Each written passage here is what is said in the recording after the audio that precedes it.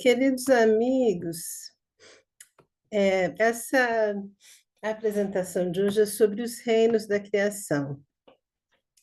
Nós estamos habituados a ouvir falar em reinos na natureza, né, que nós aprendemos na escola, reino mineral, vegetal e animal.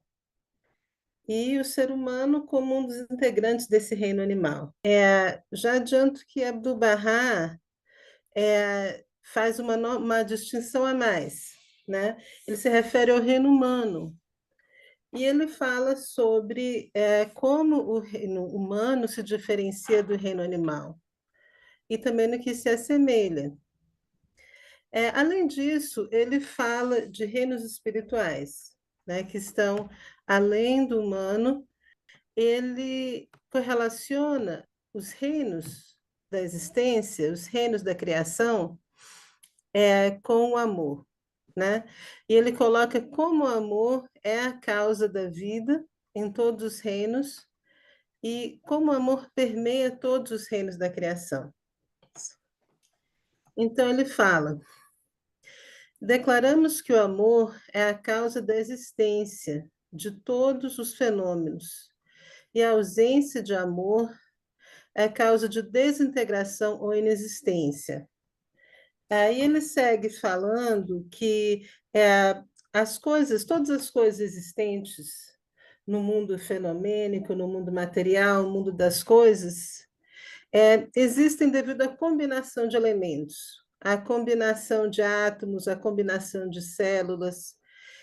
E essa combinação, essa coesão, surge a partir do amor. É o amor que é a força de atração que permeia toda a criação, tanto material quanto espiritual, e em todos os reinos, essa força de atração, que é o amor, se manifesta de alguma maneira. O poder da coesão expresso no reino mineral é, na realidade, amor, ou afinidade manifesta em baixo grau, de acordo com as exigências do mundo mineral. Então, para cada reino, ele dá uma característica principal, algumas características. No reino mineral existe o poder da coesão, né? Muitas vezes Abdu'l-Bahá fala em espírito, mas esse espírito, quando ele fala em espírito animal ou espírito mineral, ele está falando no sentido de capacidade, de poder. E o poder que o mineral demonstra é da coesão dos elementos.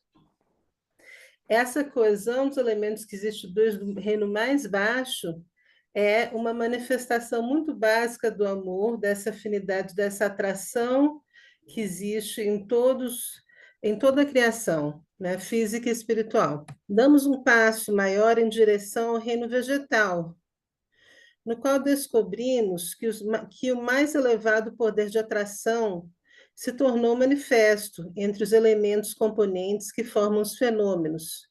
Através deste grau de atração, é produzida uma combinação celular entre estes elementos que formam o corpo de uma planta. Por isso, no nível do reino vegetal existe o amor. Então, novamente na planta, as células, já de uma forma mais sofisticada, muito mais sofisticada, se reúnem. Novamente, essa atração entre as partes que formam a planta é o amor se manifestando outra vez. Outra característica do vegetal que ele menciona em comparação ao mineral, que diferencia do mineral, é o poder do crescimento. Então, esse poder do crescimento que existe na planta, e a gente pode pensar em outros poderes também. O poder de reprodução, a, o poder de respiração, né, a respiração da planta. Então, mas Abdu'l-Bahá menciona especificamente o poder de crescimento como diferencial da planta. Outra coisa que Abdu'l-Bahá fala é que cada reino incorpora as qualidades do reino anterior e adiciona novas qualidades. Então, esse poder de coesão, que é a manifestação do amor no nível do mineral, está presente em todos os reinos da existência material, né? Os animais, as pessoas também são formados pela coesão de vários elementos, coesão das células, coesão dos átomos. Mas no reino vegetal já vemos novas capacidades, como a capacidade do crescimento, que vai existir também no animal e no ser humano. Então, novamente, cada reino superior tem as características do reino anterior e adiciona novas características. Entramos no reino animal e encontramos o poder de atração unindo elementos simples, tal como no mineral, mais uma combinação celular, tal como no vegetal, mais o fenômeno de sensações e sensibilidades.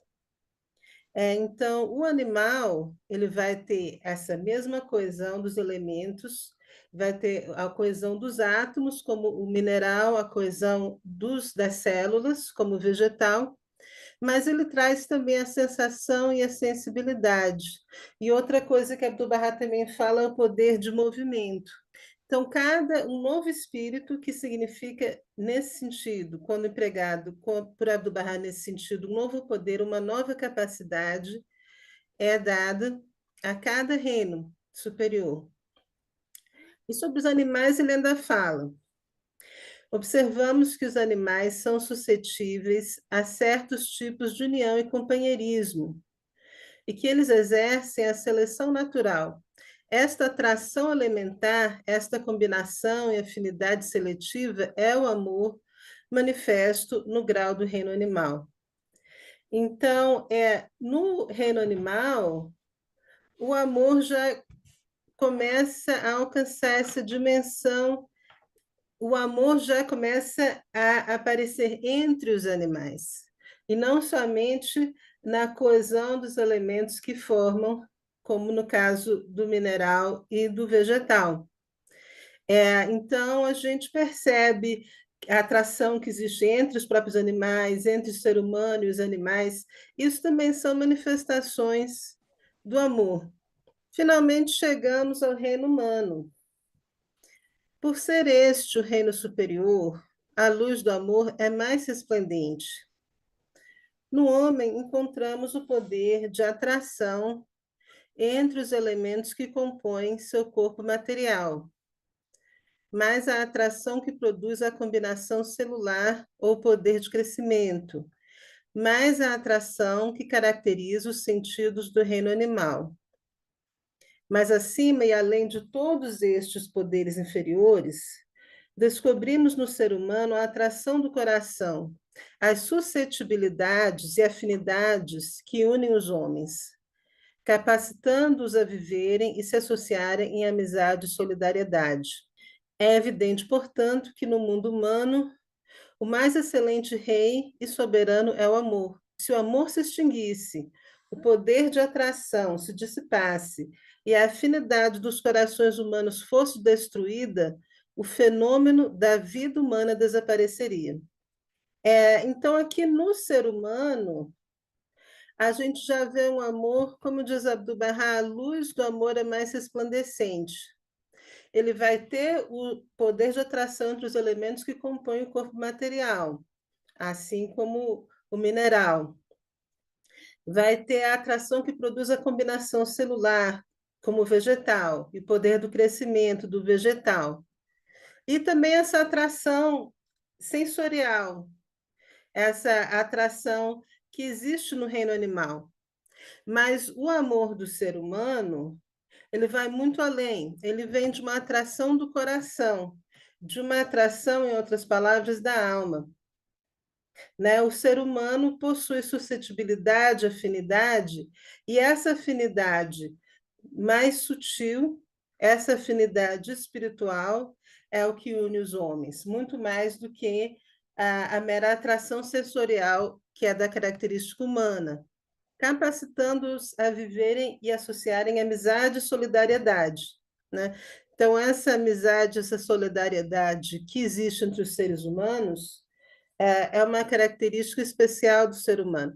Abdu'l-Bahá, em outro momento, ele responde a perguntas nesse sentido, ele responde a essa ideia de que o ser humano seria apenas um animal com determinadas qualidades mais avançadas, né?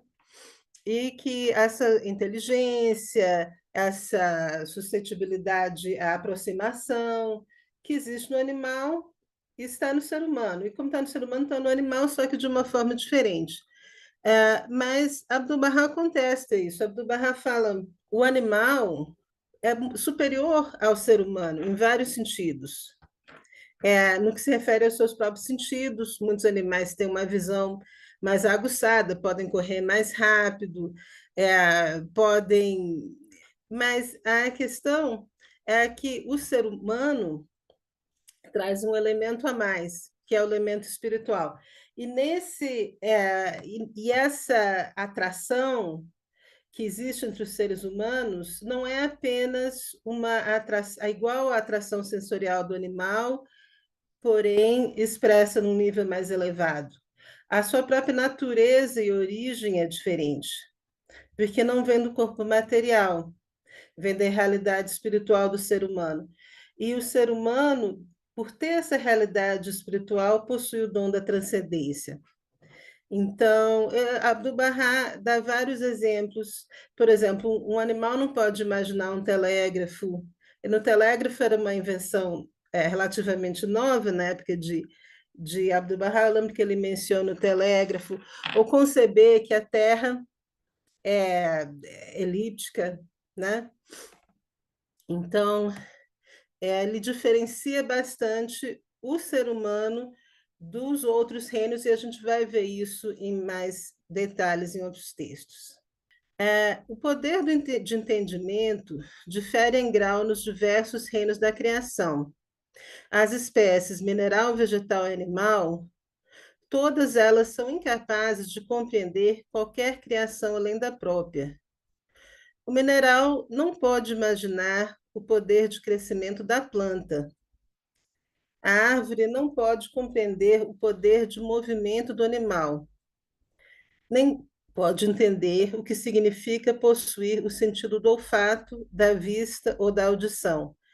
Todos eles pertencem à criação física.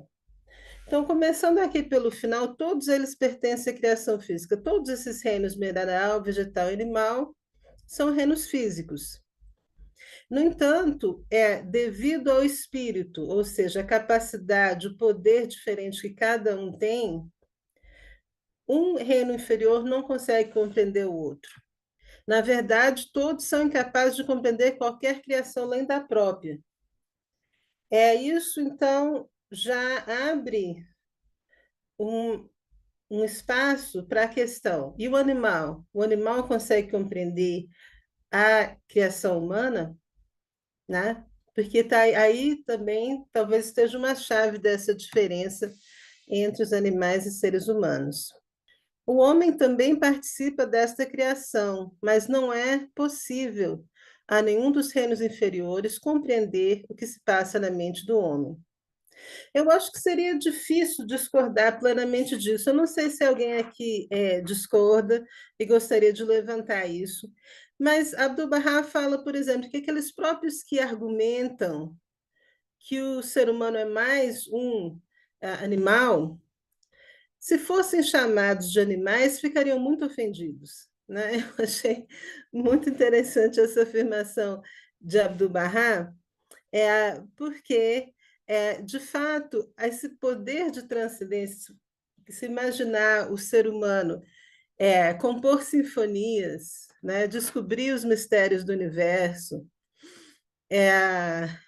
fazer inferências e chegar a conclusões tão diferentes da informação original que ofereceu, isso realmente existe um abismo entre o ser humano e os outros animais.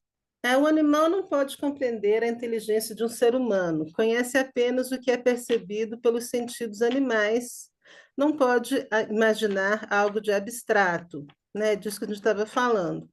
Um animal não pode aprender que o mundo é redondo, que a Terra gira em torno do Sol. Não pode conceber a construção do telégrafo sem fio. Essas coisas são possíveis somente ao homem. O homem é a mais elevada obra da criação. De todas as criaturas, a mais próxima de Deus. Então, novamente, Deus está no plano espiritual. Hoje nós estamos falando dos reinos da criação material, né? Os reinos que estão aqui na Terra, na vida física. Cada um tem um grau de proximidade a Deus. Quando a gente fala de um reino inferior ou superior, o reino superior é aquele que está mais próximo de Deus. E desses reinos, o reino humano é o mais próximo. Novamente, outros textos vão explicar, detalhar isso melhor. A superioridade do homem sobre o resto das criaturas é novamente observada nisto. O homem possui uma alma na qual habita o Espírito Divino. Não há dúvida, portanto, de que, entre todas as criaturas, o homem está mais próximo da natureza de Deus e, consequentemente, recebe maior dádiva da generosidade divina. Né? Todos esses dons abundantes, o dom do conhecimento, que os Escritos nos falam que é o maior dom que Deus deu ao homem, o dom da criatividade, da imaginação. São esses dons que Deus recebe por estar mais próximo de Deus entre as criaturas. Todos os reinos superiores são incompreensíveis aos inferiores. Portanto, como seria possível que a criatura, o homem, entendesse o onipotente Criador de tudo? Que imaginamos não é a realidade de Deus. Ele é incognoscível, o inconcebível. Está muito além da mais avançada concepção do homem.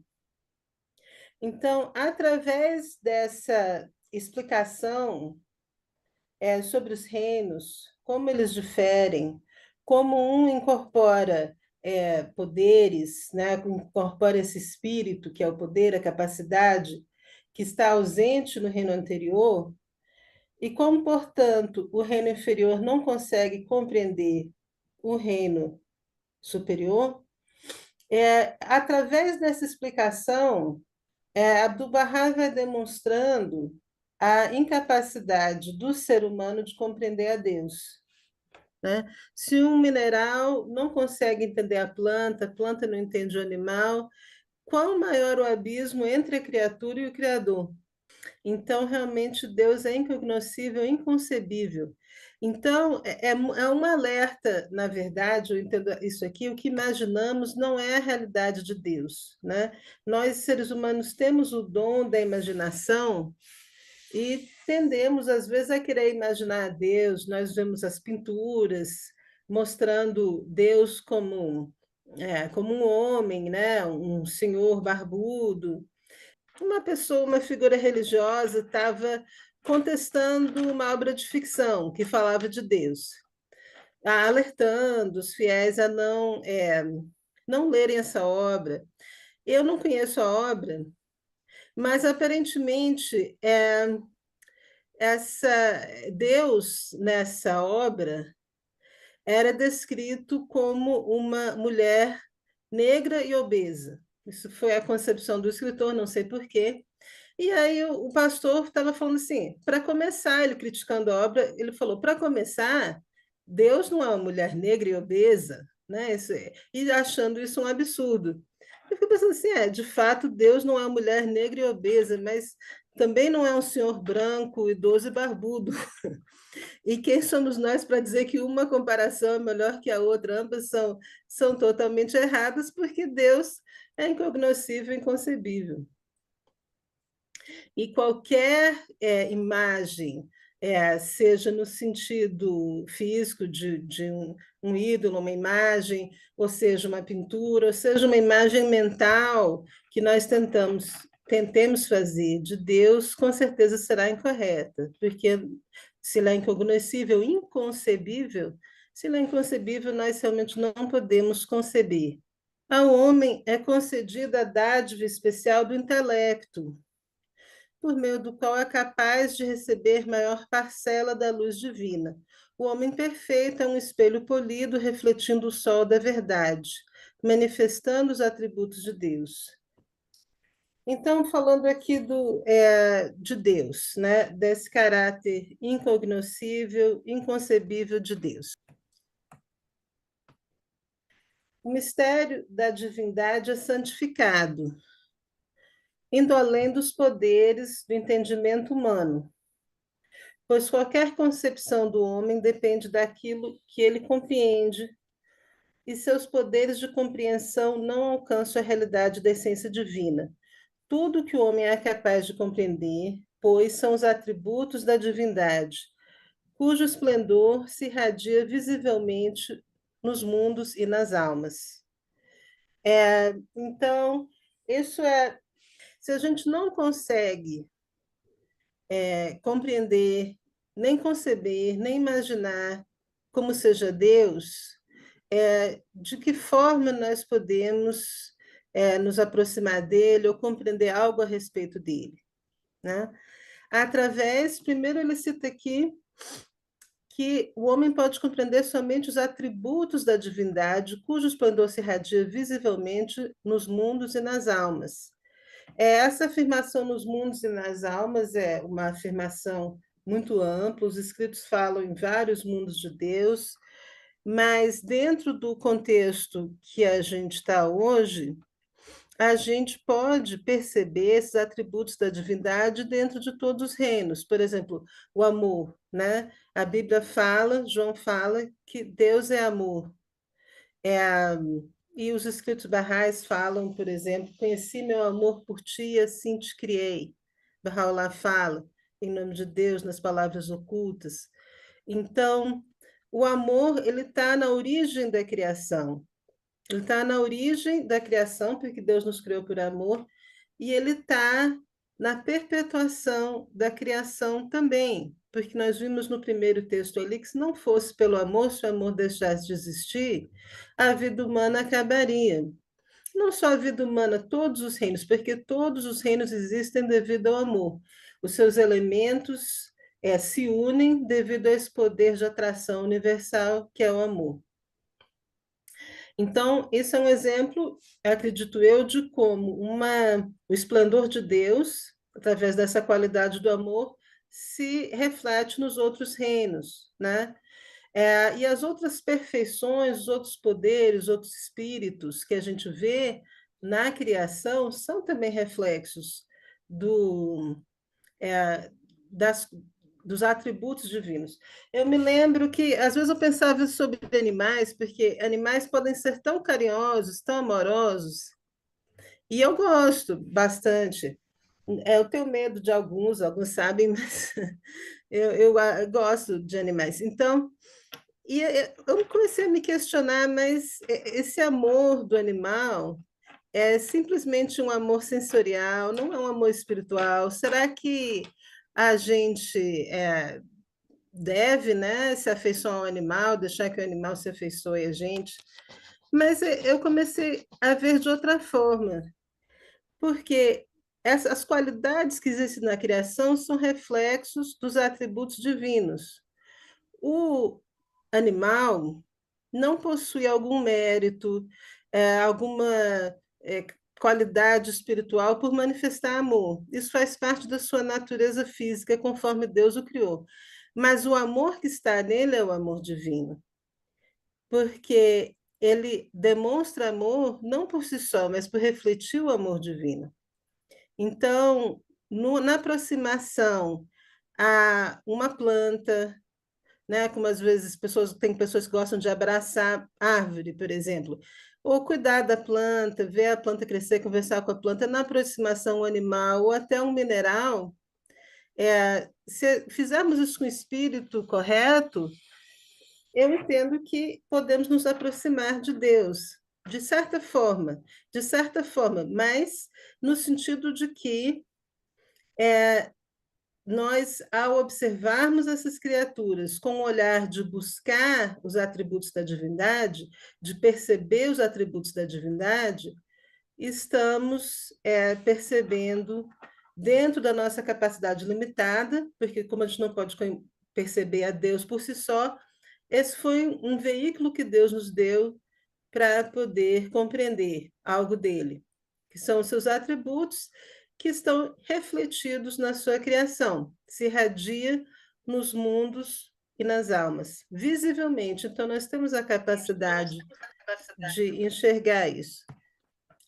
Que o homem, de todas as criaturas, de todos os reinos, é o que mais se aproxima de Deus. O homem alcançou o grau máximo da materialidade e o começo da espiritualidade, ou seja, o fim da imperfeição e o princípio da perfeição. Está no último grau da escuridão e no começo da luz. Foi dito por isso que no estado humano são assinalados o fim da noite e o princípio do dia. Isto é, o homem é a soma de todos os graus da imperfeição e possui também os da perfeição. Tem o lado animal, bem como o angélico.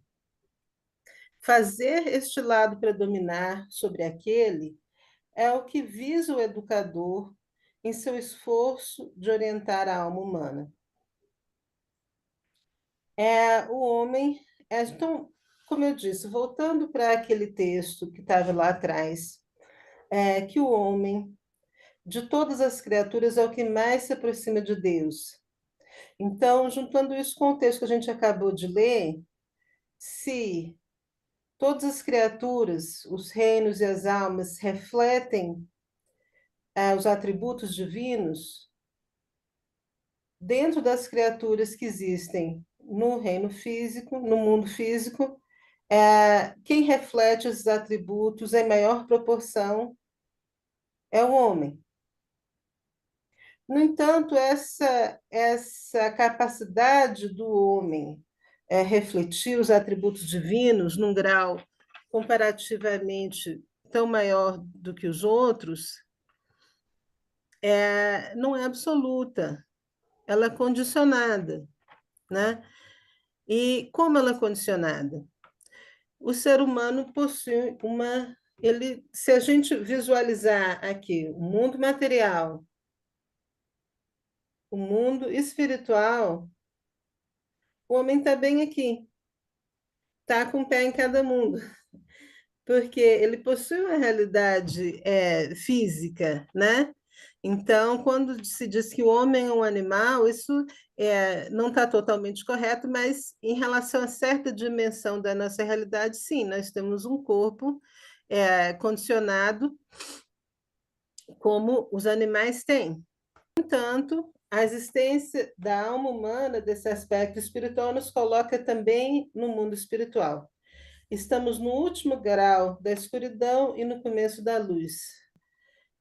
Abdu'l-Bahá depois fala sobre como existe a coesão, a interdependência, a intercomunicação entre os seres de cada reino, entre os reinos, ou seja, como toda a criação está interligada. E a Abdu'l-Bahá ele escreve, como você citou, né? Abdu'l-Bahá escreve muito a esse respeito. As plantas também têm sentimentos, né? Se você coloca duas plantas iguais em duas casas diferentes, né? Uma casa onde há assim muita paz, muita calma, muita união, né? E sentimentos positivos, né? Que essa planta vai tender a crescer de uma forma saudável. Por outro lado, se a outra planta, que é igual à primeira, for colocada numa casa, num ambiente onde reina assim a desavença, desunião, brigas, violência, todos esses sentimentos negativos, que essa outra planta não vai crescer da mesma forma. E que as plantas têm assim uma certa capacidade de perceber, de reagir ao ambiente que as cerca. Não é necessariamente só em termos de água, de luz, de terra, mas elas têm outros sentimentos também, né? Uma coisa que me lembrei quando você estava falando, né? Eu queria aproveitar, pegar um gancho nisso que você falou, e tem uma coisa muito importante que depois os amigos podem ver no YouTube. Uma vez eu pesquisando, eu achei um vídeo onde mostra, que conta, né, que uma pessoa pegou uma plantinha, duas plantinhas, e essa pessoa, ela colocava para uma plantinha, todos os dias, ela botava música clássica, a plantinha ali, ficava ouvindo. E em outra, ela colocou a voz de Hitler. E dentro de três, eu fui uma semana, não lembro muito bem, depois os amigos podem achar isso, e se quiser, depois se eu achar, eu posso mandar. Então, aquela outra que escutava, ela murchou e morreu. E a outra, ela ficou florida. Então, isso que você falou, realmente é muito interessante. A minha mãe, ela gosta muito de planta. E ela conversa com as plantas, e ela me disse que com as plantas que ela conversa, as plantas são mais viçosas, são mais, elas se desenvolvem melhor. Então, realmente é verdade que existe sim essa sensibilidade. Agora, assim, um outro assunto que eu queria aproveitar, já que eu estou aqui com a palavra, em relação a que ela falou, Shanta falou, sobre as pessoas terem uma imagem de Deus, de si, de repente, um homem, um velhinho, uma pessoa.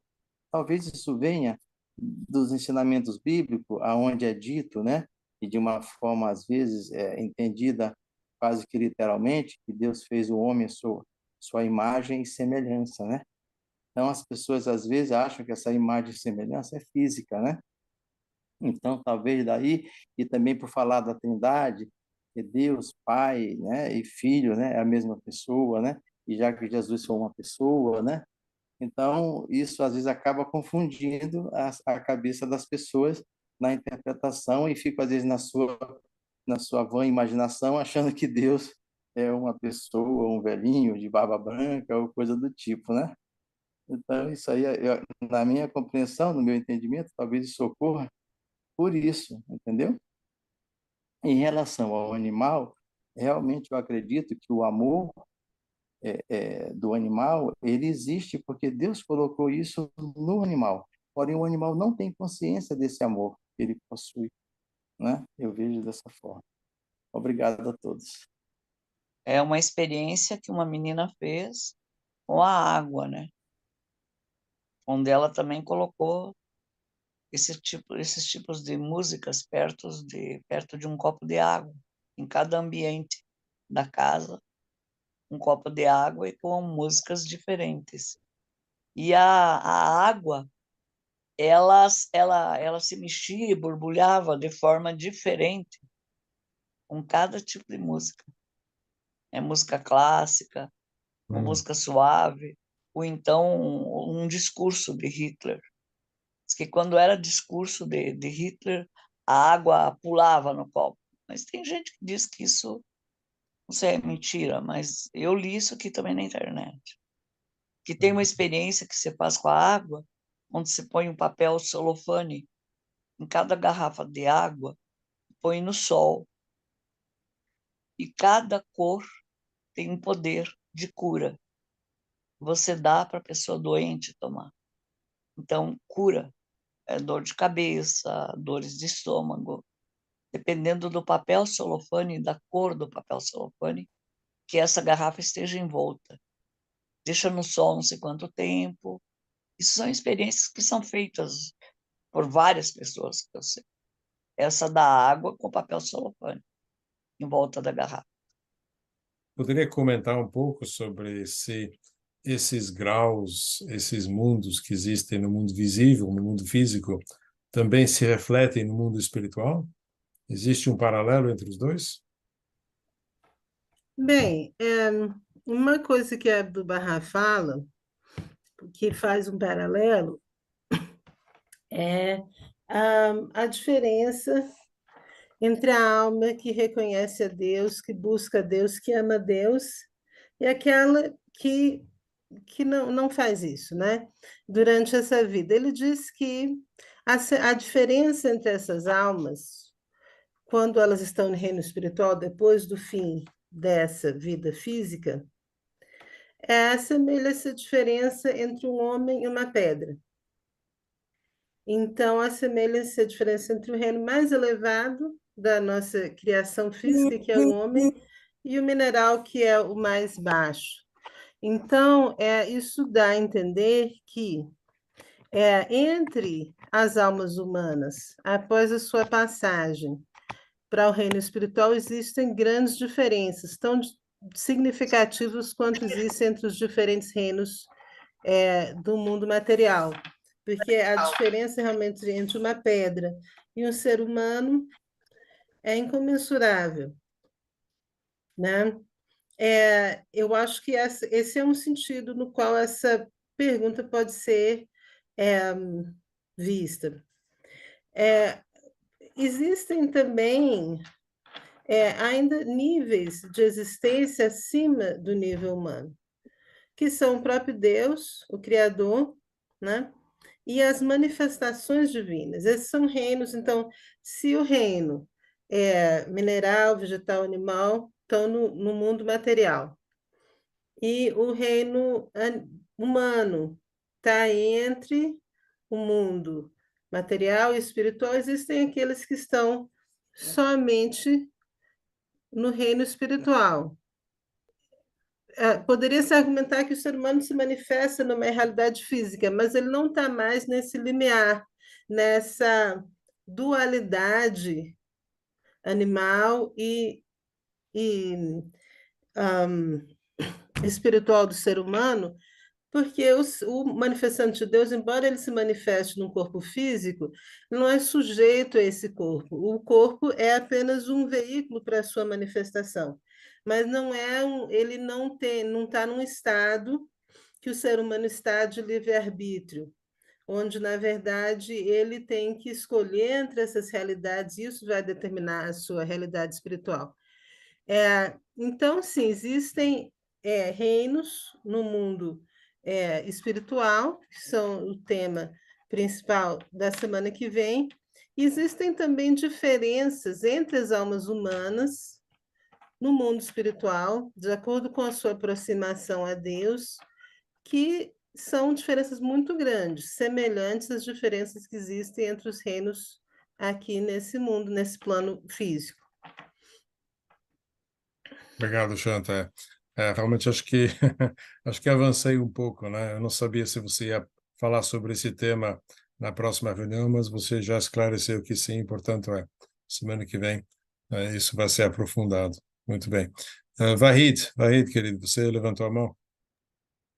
Sim, levantei. Muito obrigado, Shanta, pela apresentação.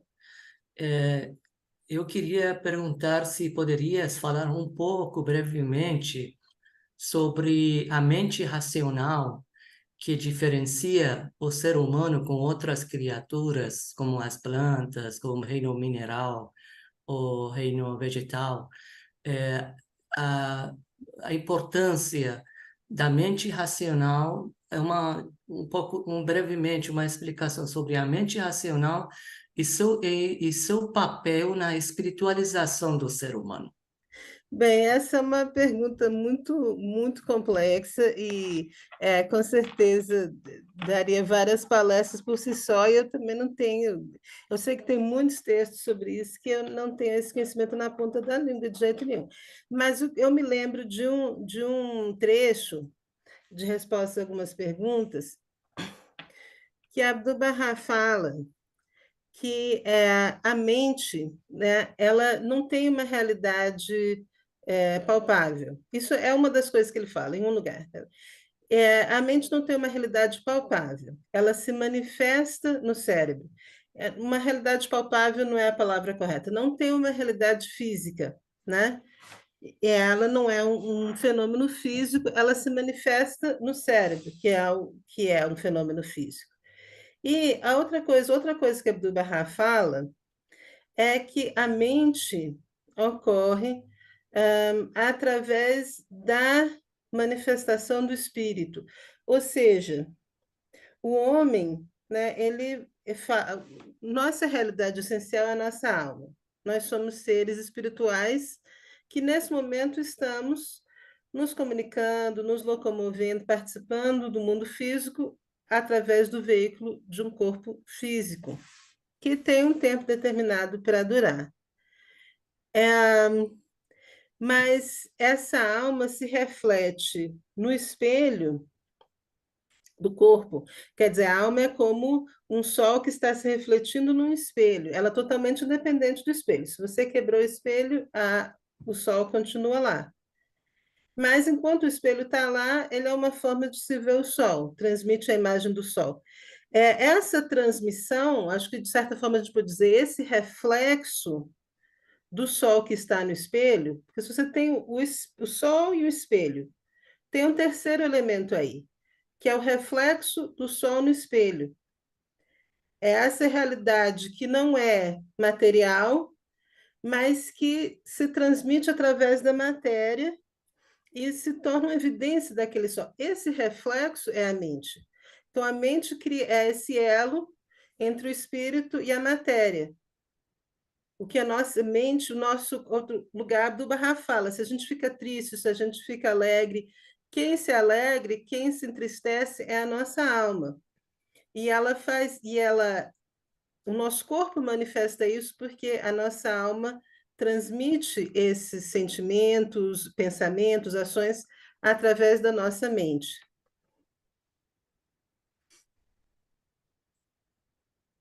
Obrigado, Shanta. Espero Obrigado. ter respondido a sua pergunta, Vahid.